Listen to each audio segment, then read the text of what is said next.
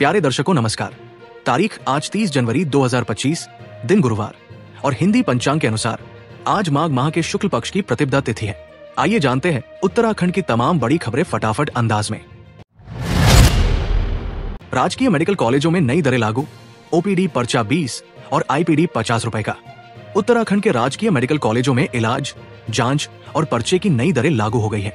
सचिव स्वास्थ्य doctor R Rajesh Kumar ने आदेश जारी कर बताया कि ओपीडी पर्चा 20 रुपए और आईपीडी पर्चा 50 रुपए का होगा। ये दरें अगले 3 साल तक यथावत रहेंगी। देहरादून, शीनगर, हल्द्वानी, अल्मोड़ा, हरिद्वार, रुद्रपुर और पिथौरागढ़ के मेडिकल कॉलेजों में ये शुल्क समान रहेगा। पहले अलग अलग कॉलेजों में अलग शुल्क लिए जाते थे। सरकार का कहना है कि इन शुल्कों से प्राप्त धनराशि अस्पतालों में जन सुविधाओं के विकास पर खर्च की जाएगी, जिससे मरीजों को बेहतर सेवाएं मिल सके। महापंचायत स्थगित होने के बावजूद जुटी भीड़, चैंपियन के समर्थन में रंगमहल में हुआ हंगामा। पूर्व विधायक कुंवर प्रणव सिंह चैंपियन और विधायक उमेश शर्मा के विवाद का मामला तूल पकड़ रहा है। चैंपियन की गिरफ्तारी के विरोध में बुलाई गई महापंचायत स्थगित होने के बावजूद हजारों लोग लंढौरा रंगमहल पहुंच गए और हंगामा किया। पुलिस ने गेट बंद कर दिया, जिससे भीड़ नाराज हो गई।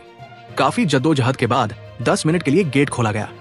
वीर गुर्जर सेना के अध्यक्ष वीरेंद्र गुर्जर और अन्य नेताओं ने उमेश कुमार के खिलाफ कार्रवाई की मांग की। भीड़ ने चैंपियन की गिरफ्तारी पर नाराजगी जताई और एक पक्षीय कार्रवाई का आरोप लगाते हुए बड़े आंदोलन की चेतावनी दी। उत्तरकाशी में फिर महसूस हुए भूकंप के झटके, दहशत में घरों से बाहर निकले लोग। उत्तराखंड के उत्तरकाशी जिले में कल दोपहर फिर भूकंप के झटके महसूस किए गए, जिससे लोग घबराकर घरों और दुकानों से बाहर निकल आए। भूकंप की तीव्रता रिक्टर स्केल पर 2.7 मापी गई और इसका केंद्र भटवाड़ी तहसील के साल्ड उपरीकोट के जंगलों में था। पिछले एक हफ्ते में उत्तरकाशी में 3 बार भूकंप आ चुका है, जिससे स्थानीय लोगों में डर का माहौल है। विशेषज्ञों के अनुसार बार बार टेक्टोनिक प्लेट्स के टकराने से भूकंप की घटनाएं होती है। राष्ट्रीय भूकंप विज्ञान केंद्र के मुताबिक उत्तराखंड में पिछले महीने भी कई भूकंप दर्ज किए गए थे, जिनमें सबसे अधिक झटके उत्तरकाशी और बागेश्वर में महसूस किए गए। बड़ा खुलासा, चीन सीमा पर मोर्चा निर्माण के लिए पत्थरों की ढुलाई में भी हुई हेराफेरी। चीन सीमा पर मोर्चों के निर्माण में घोटाला सामने आया है। अधिकारियों ने पत्थरों की ढुलाई में हेराफेरी की और कई स्थानों पर भुगतान के बावजूद पत्थरों की आपूर्ति नहीं की गई। 2020 में गलवान घाटी के तनाव के बाद नए मोर्चों का निर्माण हो रहा था। इस मामले में 9 लाख रुपए से अधिक का अनावश्यक भुगतान किया गया। फर्जी चालानों और दस्तावेजों के जरिए घोटाला किया गया, जिसमें जांच में 33.57 लाख रुपए की हेराफेरी पाई गई। गणतंत्र दिवस परेड में उत्तराखंड की झांकी को मिला देश में 3रा स्थान। गणतंत्र दिवस परेड में उत्तराखंड की झांकी को 3रा स्थान प्राप्त हुआ। झांकी में उत्तराखंड की ऐपण कला और साहसिक खेलों को दर्शाया गया था। ऐपण कला उत्तराखंड की सांस्कृतिक धरोहर है, जो पूजा स्थलों और घरों में बनाई जाती है। झांकी के ट्रेलर में साहसिक खेलों जैसे हिल साइकिलिंग, ट्रेकिंग और बंजी जंपिंग को भी दिखाया गया था। इस झांकी ने भारत की सांस्कृतिक विविधता और साहसिक पर्यटन को प्रदर्शित किया। मई में शुरू हो सकती है कैलाश मानसरोवर यात्रा, दिल्ली में हुई बैठक में मिले संकेत, तैयारी शुरू। कैलाश मानसरोवर यात्रा मई में शुरू हो सकती है। विदेश मंत्रालय की बैठक में इस यात्रा के लिए संकेत मिले हैं। पिथौरागढ़ के जिला पर्यटन अधिकारी कीर्ति चंद्र ने इस पर जानकारी दी। यात्रा के लिए तैयारी पूरी हो चुकी है और धार्मिक यात्रा के साथ व्यापार संबंधों की बहाली की भी उम्मीद जताई जा रही है। कोरोना काल के बाद ये यात्रा पुनः शुरू हो सकती है, जिससे भक्तों को कैलाश के दर्शन का अवसर मिलेगा। दिल्ली में सीएम धामी ने केंद्रीय गृह मंत्री अमित शाह से की मुलाकात। 38वें राष्ट्रीय खेलों में आने का दिया न्योता। मुख्यमंत्री पुष्कर सिंह धामी ने केंद्रीय गृह मंत्री अमित शाह से दिल्ली में मुलाकात की। उन्होंने अमित शाह को 38वें राष्ट्रीय खेलों के समापन समारोह में आमंत्रित किया। बैठक में उन्होंने समान नागरिक संहिता, यूसीसी और हाल ही में हुए निकाय चुनावों के परिणाम पर चर्चा की। उत्तराखंड में पहली बार राष्ट्रीय खेलों की मेजबानी हो रही है, जिसमें 9,545 खिलाड़ी भाग ले रहे हैं और ओपनिंग सेरेमनी में अंतर्राष्ट्रीय बैडमिंटन खिलाड़ी लक्ष्य सेन ने मशाल सौंपी थी। हरिद्वार में मौनी अमावस्या पर 6,50,000 श्रद्धालुओं ने गंगा में लगाई डुबकी। खचाखच भरे रहे तमाम घाट। धर्मनगरी हरिद्वार में मौनी अमावस्या स्नान के लिए श्रद्धालुओं की भारी भीड़ उमड़ी। सुबह से ही श्रद्धालुओं ने गंगा में आस्था की डुबकी लगाई और दान पुण्य कर सुख समृद्धि की कामना की। इस दिन गंगा स्नान और दान का विशेष महत्व माना जाता है। साथ ही पितरों के तर्पण से उनकी कृपा प्राप्त होती है। इस मौके पर हर की पौड़ी समेत अन्य घाटों पर करीब 6,50,000 श्रद्धालुओं ने डुबकी लगाई। सुरक्षा के पुख्ता इंतजाम भी किए गए थे। पुलिस प्रशासन ने सटीक व्यवस्थाएं सुनिश्चित की। उत्तराखंड में अब मरीज को अस्पताल पहुंचाने में नहीं बदलने पड़ेंगे एम्बुलेंस।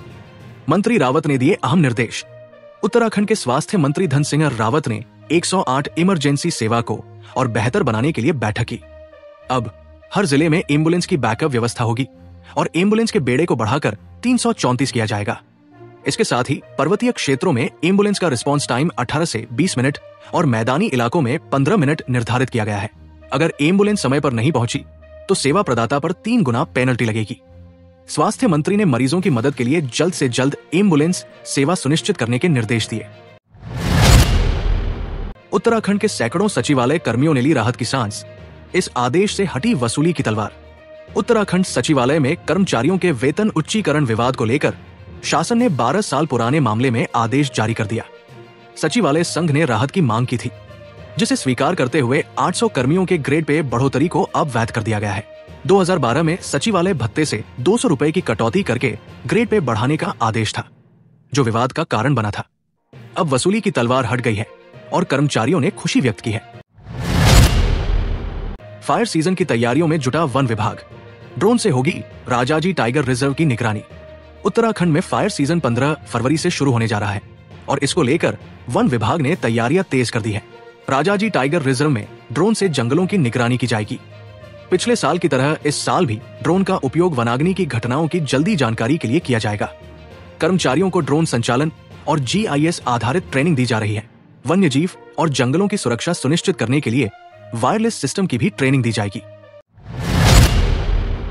विकासनगर के CHC सहिया में अल्ट्रासाउंड की सुविधा शुरू। मरीजों ने ली राहत की सांस। देहरादून जिले के विकासनगर में अब सामुदायिक स्वास्थ्य केंद्र सहिया में अल्ट्रासाउंड की सुविधा शुरू होने जा रही है।